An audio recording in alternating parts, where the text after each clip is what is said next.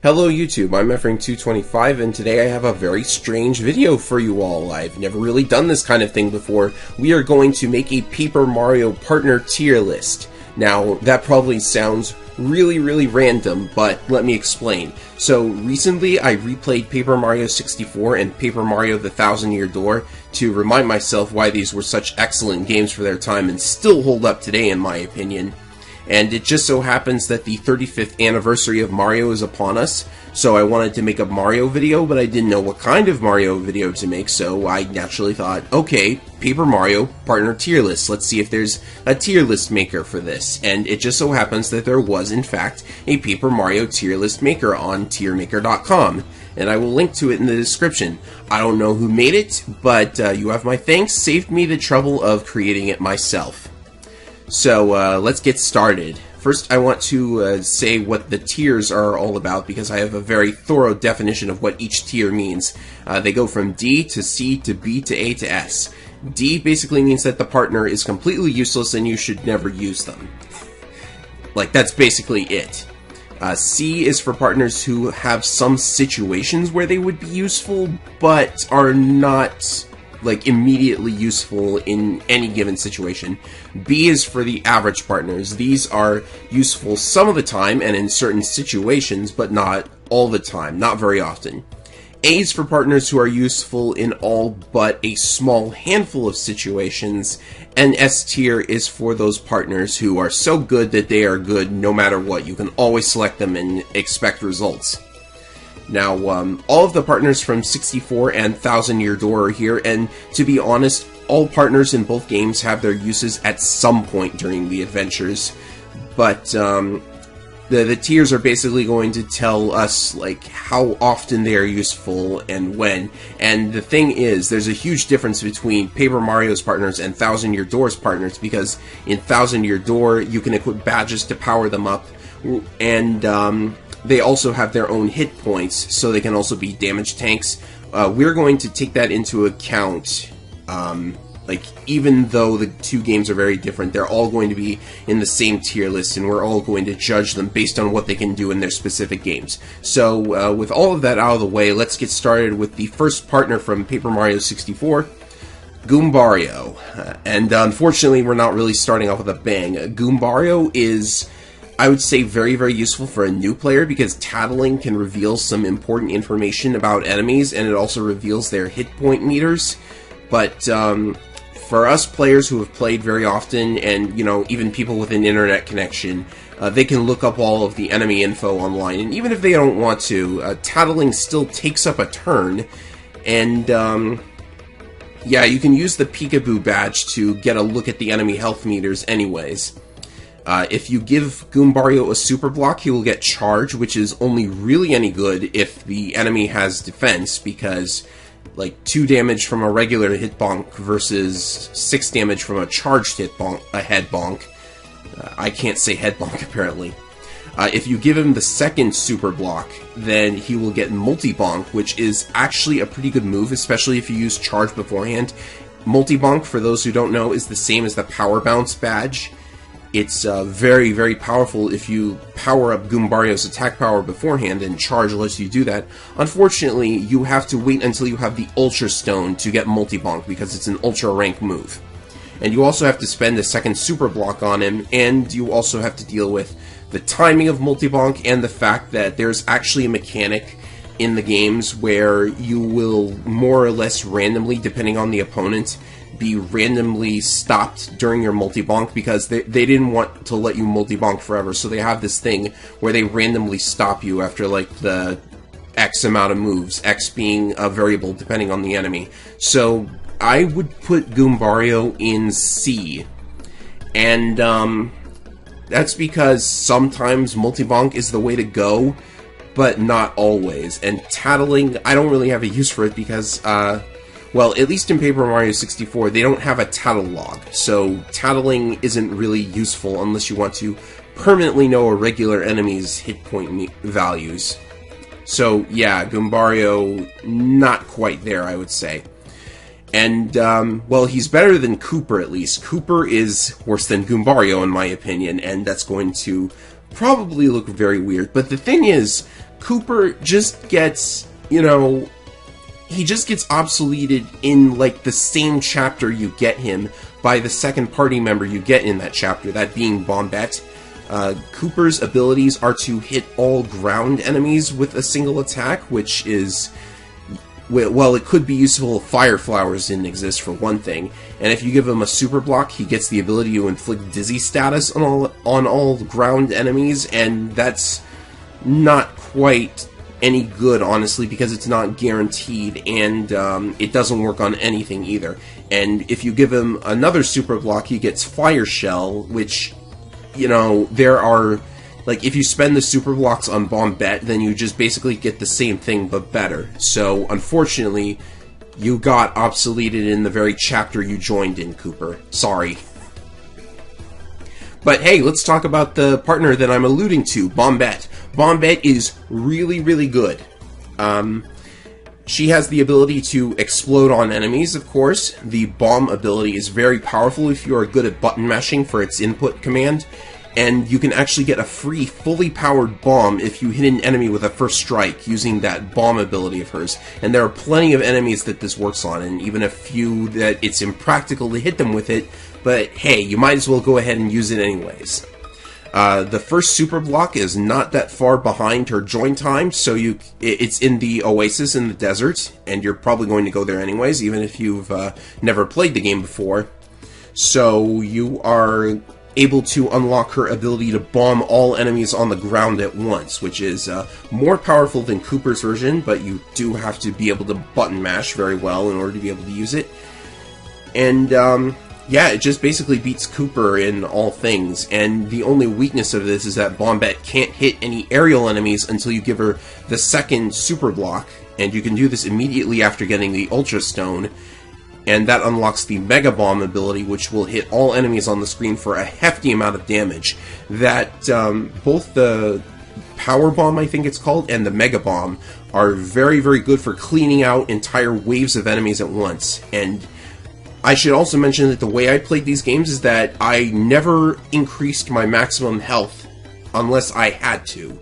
So this was very useful, because when you play that way, going through the whole game with only 10 HP, it becomes a game of how can I end this encounter as quickly as possible, and Bombat's exploding moves are just absolutely perfect for that. So, S tier.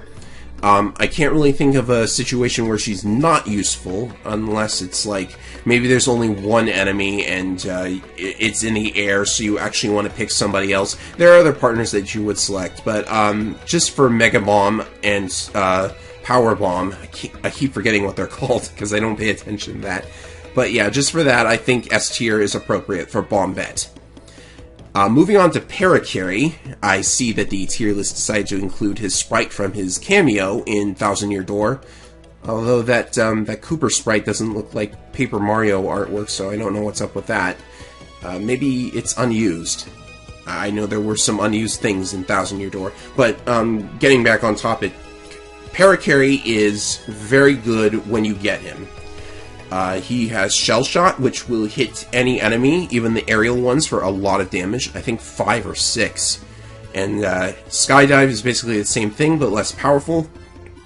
If you master the timing of Shell Shot, then he can be very useful. He's definitely very useful throughout Chapter 2 when you get him.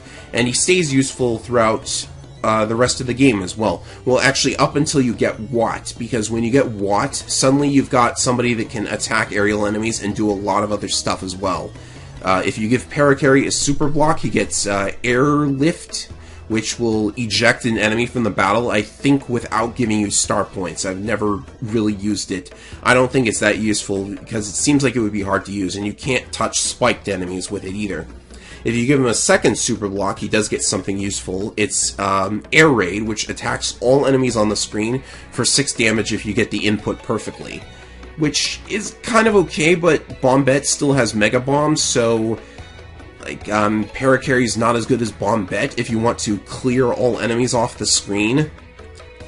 But still kind of an okay-ish ultra rank ability to get. So I would say... yeah, I was thinking... Oh, I know what I'm going to do. A tier. A tier for being able to attack aerial enemies and clearing the entire screen. Just falls below Bombat because Bombat is more powerful and has more power for attacking all enemies, depending on your situation. So we move on to Bo, and Bo is somebody that I very much underestimated in my playthrough of the game.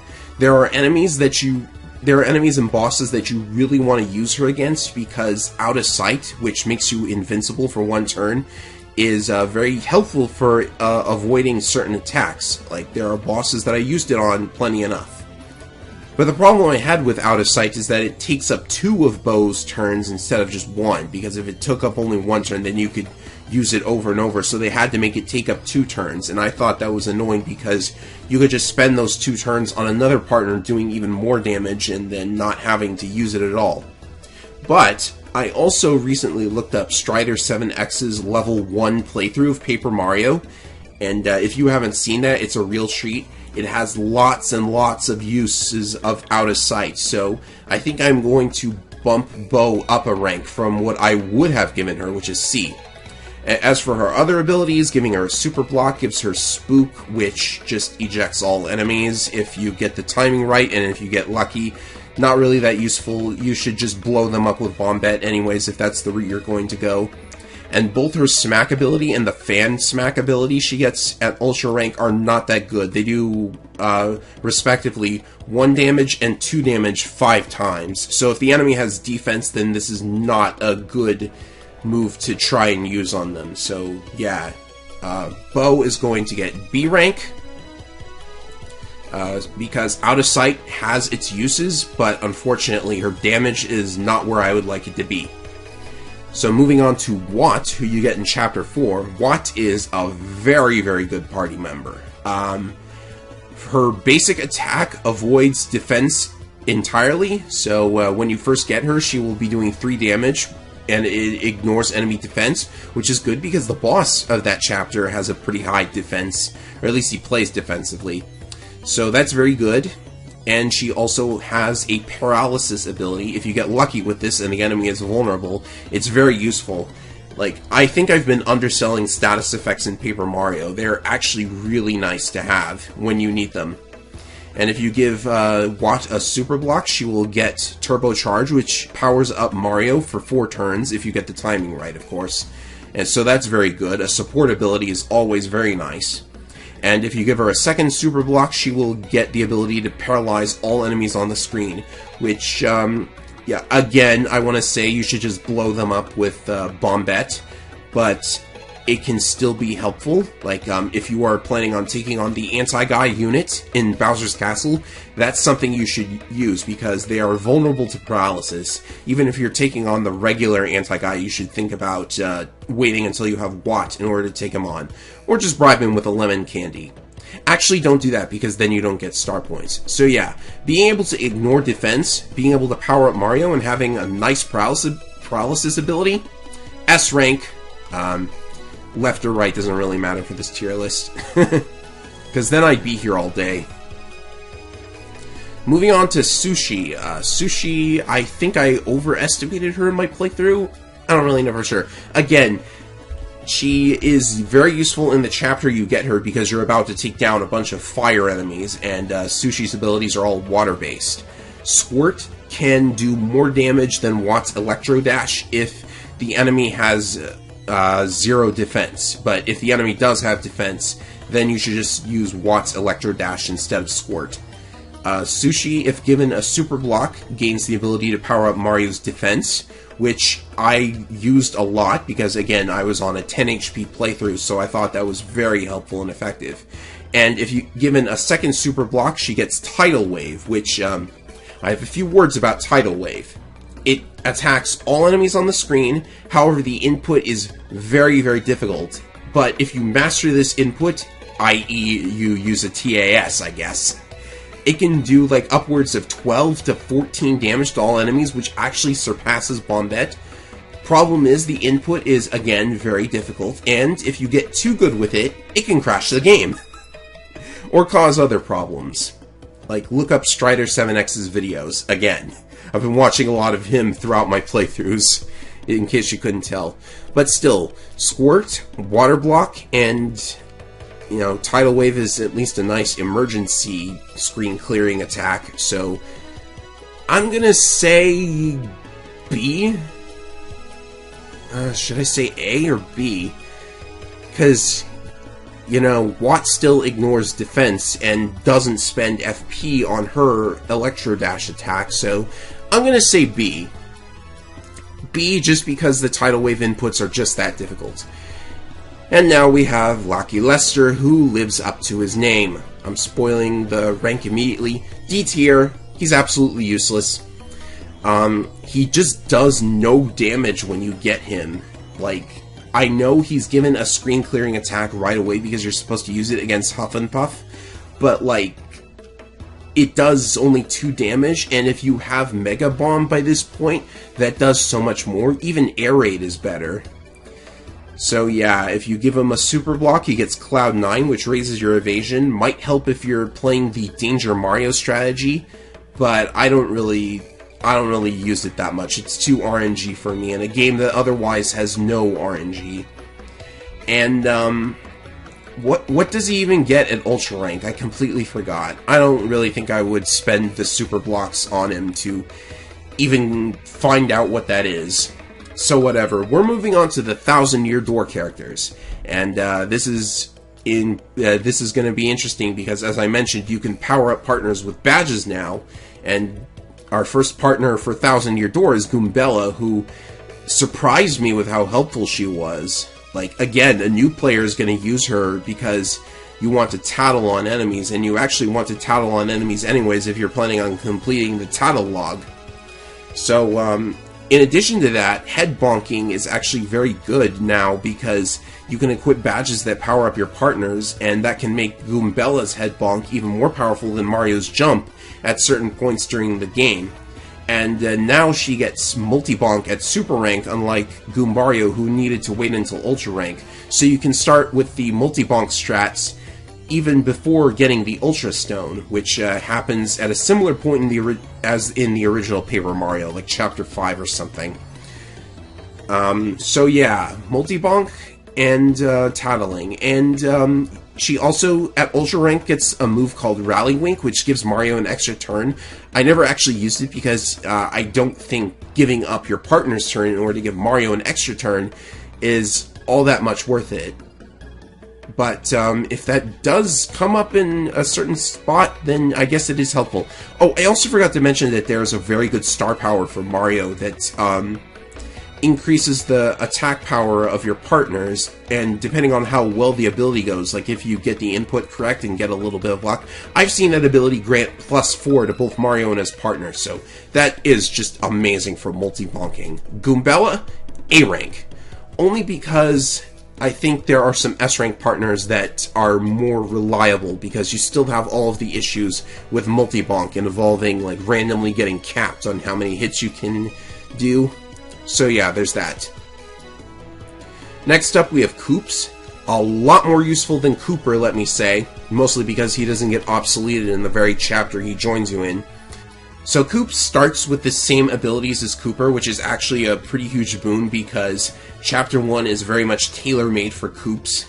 There are just a lot of enemies with only 1 health that just get destroyed all in one shot by his Power Shell ability, so that's very, very nice on its own. So he's useful when you get him. And if you give him Shine Sprites, they're Shine Sprites now instead of Super Blocks, he will first gain the ability to create a temporary shield on Mario in the form of a giant shell. If you get the timing right, this can block up to 8 damage, which is very, very nice. That makes him useful throughout Chapter 3 as well, because you can block damage on Mario. And he's also useful against most of the enemy groups in that chapter as well. So, very, very useful. If you get him up to Ultra Rank, he'll be able to use Shell Slam to damage all enemies on the ground at once. There's still a Bomb partner in 1000-Year Door that does that better, so yeah, and you also need the Ultra Stone, which is right around the time the Bomb partner joins you. At least he doesn't join like right after Koops, that would be horrible for him. But yeah, Koops is pretty good throughout the time that you have him up until you get the Bomb partner, and even still, after that, you can still swap him in to cast the Shell buff if you want to. So I would give Koops an A. That might seem pretty high, but honestly, I think I'm sticking with that because, you know, I used him quite a lot throughout chapters 2, 3, and 4. So there you go. Actually, 4, I didn't use him all that much throughout 4, did I? Whatever. Moving on. Alright, so moving on to Flurry. Flurry is kind of okay in the time that you get her, and in chapter 3 as well, because she is able to attack enemies no matter where they are on the screen. The body slam move can hit enemies anywhere. As long as they're not spiked, you're good to use it. And Gale Force is also useful for blowing away entire waves of enemies. It is sort of luck reliant because you have to get the input perfectly for it to have the best chance of wiping the screen of enemies, and you still get star points for this, so it's basically an instant death move, which is actually very impressive. Unfortunately, it's not that reliable, and like in chapter 3 you start to get the partners that are a lot more reliable for wiping the entire screen of enemies. So Flurry kind of gets outclassed very quickly.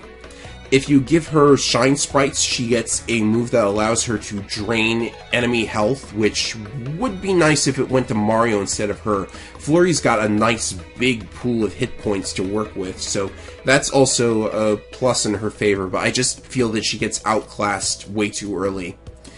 And if you get her to Ultra Rank, she will have the same Cloud 9 ability that Lucky Lester had. So for those of you playing Danger Mario, that's actually probably going to help out a lot. But unfortunately, I just have to put Flurry in C because I didn't really find much reason to use her all that much. Sorry, but yeah, at least she's not D tier. There are definitely reasons to use her, as I just mentioned. So moving on to the Mini Yoshi, which is, I believe, what he's called officially. Of course, he is named by the player. The Mini Yoshi is immediately useful when you get him, of course, because you get him right before a fight where you have to have a move that ignores enemy defenses. So yes, Mini Yoshi is very good for his Gulp ability. It stays useful throughout most of the game, like almost all of it in fact, because being able to ignore enemy defense is so good because enemies with high defense tend to have very low hit points, and again, you can power up this move with badges. Unfortunately, the first hit that you deal with Gulp does the full amount of damage, but the second hit always does the base amount of damage and ignores any badge power-ups. I'm not sure why that is. But yeah, it's still very useful. There are very annoying high defense enemies that you want this ability for. If you give him Shine Sprites and get him up to Super Rank, he will gain the ability to inflict Shrink, which is very, very nice. Shrink is still very useful in Thousand Year Door. I just didn't really find much reason to use it because I was wiping away most enemies that I needed against anyways, but there are enemies that you do want to shrink. So, that's useful. And if you get him up to Ultra Rank, I would get him up to Ultra Rank anyways just for the damage. But when you get him up to Ultra Rank, he gains the ability to attack all enemies on the ground. There are a lot of abilities like that in Thousand Year Door for some reason. But there are better ways to attack all enemies, so I would not use the Stampede ability. But yeah, he's a pretty good partner. He can even hit aerial enemies with his Ground Pound. Unfortunately, I don't think that ignores defense. But yeah, Gulp is very good for ignoring defenses, even if it doesn't work on aerial enemies, and he has a nice amount of backup abilities, and he's just a really cool character in general. So I'm giving him the S tier.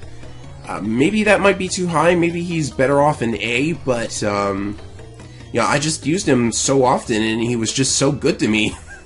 So I think he's a really good partner. What can I say, right? So moving on to Vivian. Vivian is, of course, very much a fan favorite, and I like her a lot too. Vivian starts with Shade Fist, which will inflict damage to one enemy, and inflict a burn, which will do additional damage over time, which I think is an okay-ish ability. She has Veil, which is basically the same as Out of Sight, and is presumably as useful as Out of Sight. I don't think anyone's ever really done a level 1 playthrough of Thousand Year Door, so you will have to inform me if that's the case. If you give her Shine Sprites to get her up to Super Rank, she gains the best ability in the game. Fiery Jinx inflicts damage to all enemies, no matter where they are, and it will also burn them. And, like, even in the later parts of the game, this is super, super good, because 6 damage to all enemies, I believe defense applies, and it is fire elements, so there are enemies that are going to resist that, but it's still so very helpful. Like, it cleans away entire encounters, like if you combine it with another ability that Mario might have, like maybe if you combine it with Earth Tremor or something else. So yeah, I use Vivian a lot, very good partner, and also a very good character as well. Just best character ever. Maybe I'm being too generous by giving her S tier, but I don't know. I gave Bombat and Watt S tier as well, so you know. So moving on to Bobbery, you get him very late in the game compared to when you got Bombat, but Bobbery is still an okay partner, I would say. The thing about him is that most of his abilities before you get him to Ultra Rank are not that good. Like, Bomb is an okay basic damage ability. Bomb Squad is not that good. It's very difficult to time it so that it lands exactly where you want it, and it takes a few turns for the bombs to explode anyways. Hold Fast, I've never really used that, because why does Bobbery need more defense when he's got 40 HP at Ultra Rank? But the thing is, it's very easy to get him to Ultra Rank, because by the time you get him, you can already get the Ultra Stone, and if you just save up enough Shine Sprites, it's very easy to get him up to Ultra Rank, because that's when he gets Mega Bomb and can damage all enemies on the screen for a solid 8 damage, plus whatever you apply with badges. And of course, you can use the ever-present Power Lift ability with Mario as well, so that's another thing you can do. Very, very strong. I almost considered putting him in S tier just for that, because for the same reasons as Bombat, but Bombat is available throughout more of the original Paper Mario and is immediately useful. But Bobbery, you actually have to spend Shine Sprites on him to get to Mega Bomb, and until that point, his abilities are not as good as Bombat, but still a really solid partner. I'm gonna say A rank for Bobbery. Like, not as good as Bombat because of availability and the fact that you have to spend the Shine Sprites on him, but, you know, you might have collected enough Shine Sprites to do that already at this point if you've been diligent.